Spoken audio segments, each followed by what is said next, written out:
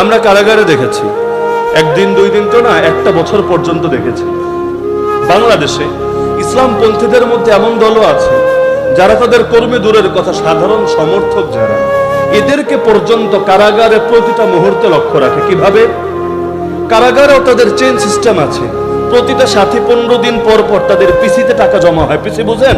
পিসি মানে হলো prison canteen.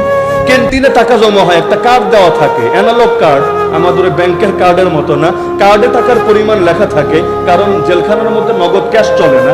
দু একটা কারাগারে চলে 2 নাম্বারই, কিন্তু মৌলিকভাবে আইন হিসাবে টাকা চলে না, বিকল্প হিসাবে কারণ আমি ক্যান্টিনে আপনি টাকা জমা করতে পারবেন, তার যে একটা আমলনামা থাকবে, ছোট বই, পিসি বই বলে, এখানে সংখ্যাটা লিখে দেওয়া হবে, এটা দিয়ে সে তরকারি কিনবে, গোশত কিনবে, তেল কিনবে, সাবান কিনবে, এভাবে চলবে। আমরা দেখেছি একটা দলের কথা, নাম আমি নাই বলি, কারণ নাম বলা মুখ্য না, উদাহরণ দেওয়াটা মুখ্য। নাম বললে আবার বলবে প্রমোট দিচ্ছেন নাকি, দালালি করছেন নাকি। তো যে প্রসঙ্গে আমি বলছিলাম যে প্রত্যেক 15 দিন পর পর দেখেছি তাদের প্রতিটা সমর্থকের পিসিতে টাকা যোগ হয়ে যায়। পরিমাণটা আমি উল্লেখ নাই করি, তো পরিমাণটা একেবারে ছোট না, বেশ বড়।